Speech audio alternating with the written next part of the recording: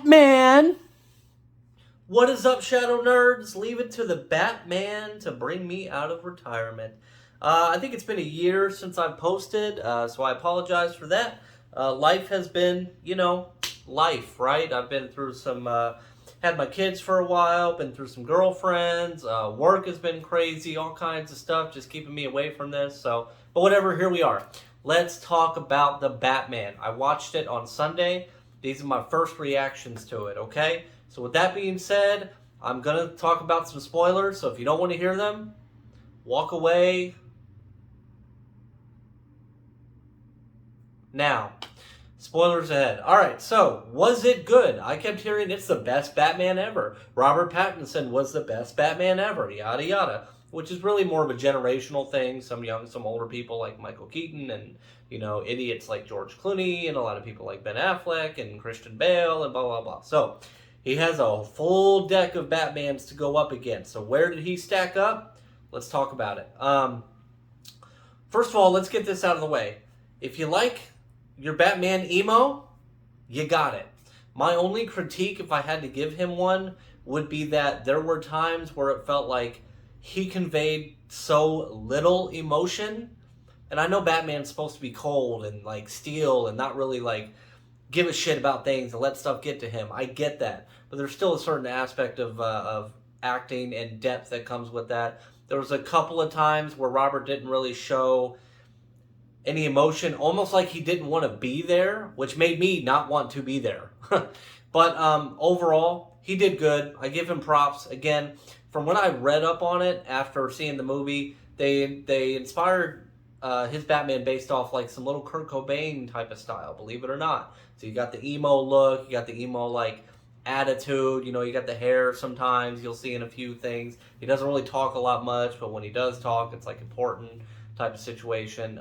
So it was kind of cool. I really didn't mind it. It was definitely a darker movie, and I've heard some critiques about that.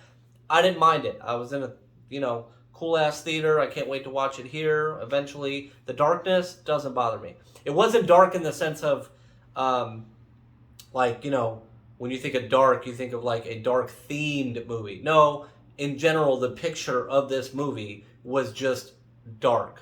Almost like you used to hear the criticisms of the grayed-out Batman versus Superman movie, which a lot of people had problems with, yada, yada, yada.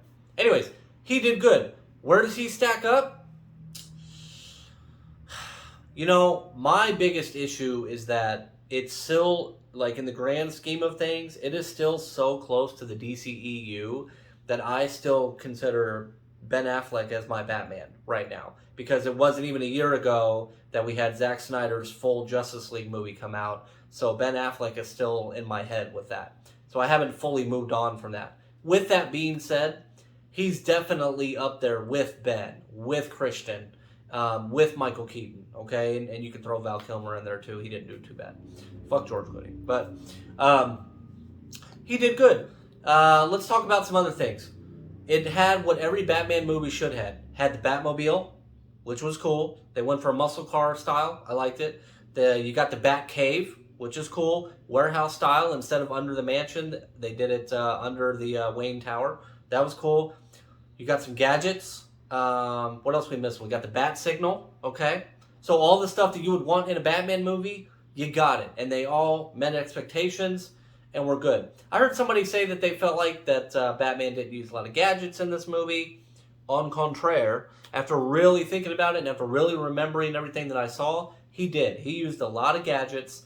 I don't want to say more than most or whatever, but he definitely used a lot, and he used them in ways that we hadn't seen them used before, okay? The action was great. The fighting scenes were great. They definitely gave this Batman a style of they want people to be scared of him more than usual. Just like they did in Batman versus Superman. People were scared as hell of Batman at the time. And I like that. They gave him a sense of, he was still folklore at that point. Now remember, if you don't know, he is only in his second year as Batman. Okay, I thought it was going to be a year one story. No, it's really a year two story. So it's been 2 years he's been doing this vigilante thing, okay? So he's still relatively new to Gotham, okay?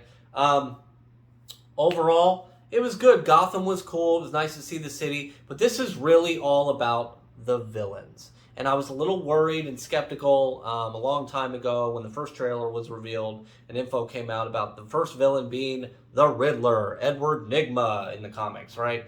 And I know in the year one story in the comics, Riddler was a huge part of that. He's really like a B-level villain, some would argue C, whatever. But in the Batman's Rogue Gallery, top 6, 7, 8 is where he would probably rank just in Batman's Rogue Gallery alone.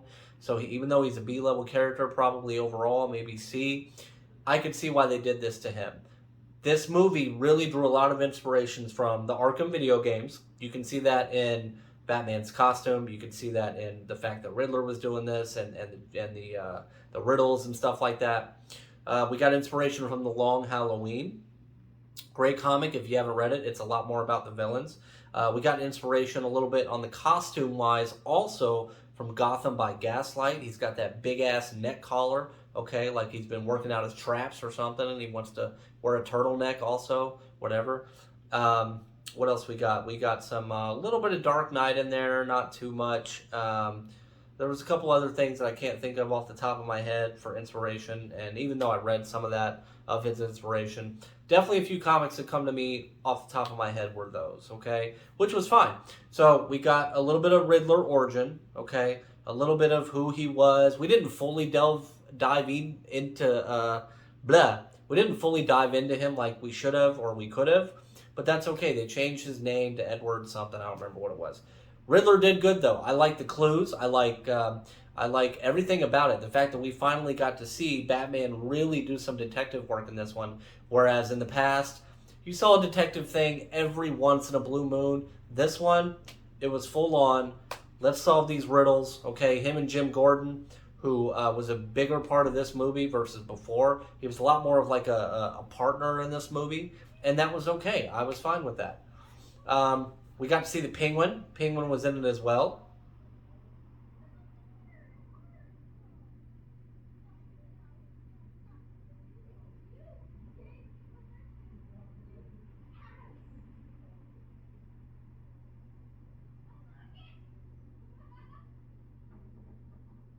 Sorry, I heard some people fighting outside the complex. Anyways, Penguin, right? He's really like an up-and-coming villain at this time. He's not where he needs to be or will be as we know him down the pipeline. We also got to see Carmine Falcone. So we got the Maroni family. We got the Falcone family. Carmine Falcone, he was cool. It was funny. I cannot fucking remember the actor's name that plays him. Is it John Turturro? Something like that. Who I always view as a funny guy, so it was interesting to see him as a villain. But he actually did really good. He nailed the look. He got those red colored glasses like you see in the comics. He's also known as like, he's got that white tiger presence as another nickname that they call him in there. At the end, he gets scratched, which is like another trademark of his in the comics. So they did a really good job on that aspect. We got to see Catwoman, another villain / anti-hero who over the past 10, 15, 20 years has really progressed her way more into the hero side of things than ever before. And people are really starting to love her. Zoe Kravitz did a great job as Catwoman.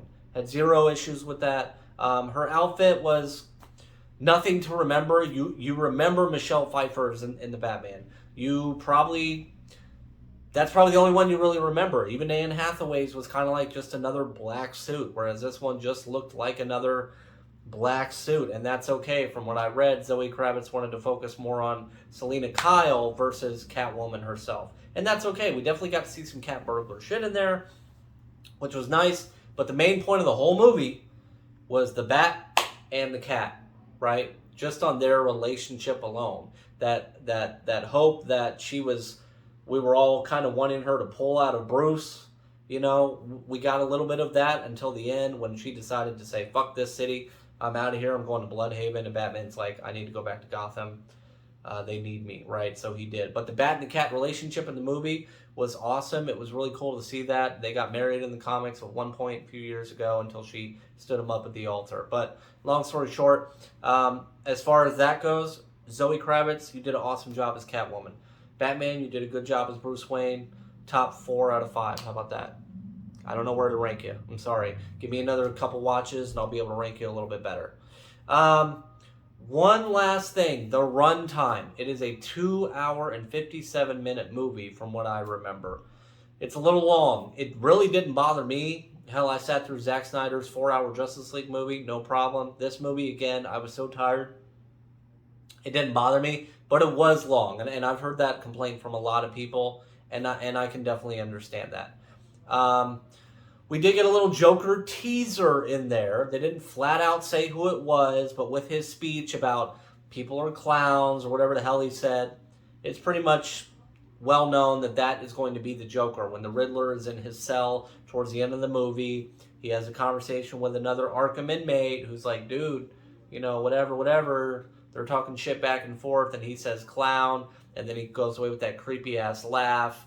You pretty much know it's the Joker. What does that mean? Does that mean in the future we get a Joker in the next movie? Who knows? From what I hear, that's all up to debate as to what's going to happen right now. I think it really all goes out to the audience and how much money they make, like anything else, right? Overall, though, on a scale of 1 to 0 or 1 to 10 bats, don't kill me. I'm going to go with a 6. 6. And I'll tell you why. Robert Pattinson, again, looked like a couple times he was bored. The action was as far as the fighting scenes and stuff goes. The villain's great, but there were times, even though we had the gadgets and we had the Batmobile and we had all that stuff, it didn't always feel like a Batman movie, and I don't know why. Okay, perhaps because it was such a dark contrast from the Zack Snyder world of Batman that it's hard for me to really move on from that yet. Expectations. And so maybe that's why I'm only giving it a 6 out of 10. But I really strongly, truly believe that on the next viewing, I'll be able to notch it up another 1 or 2 bats, okay? So we'll see how that goes. But with that being said, should you go watch it? Should you go spend $10, $15, $16 to go fucking watch it? Yes, it is still Batman. It was still cool. It was still awesome to see him shoot a grappling gun through someone's leg to get him where he needed him. It was still cool to see him watch Riddlers. We still got Alfred, who's awesome. We still got the Batcave, okay? All that stuff. You got to go and see it. So, 6 out of 10 bats, and hopefully I'll be uploading a lot more soon coming up. Let me know what you guys want me to do a review on, a reaction to. You want to talk about comics, you want to talk about other shit, whatever, I'm here. Let me know. With that being said, and to all my new fans and new subscribers and new friends on Facebook, we're going to laugh at all this shit. Shadow Nerds out.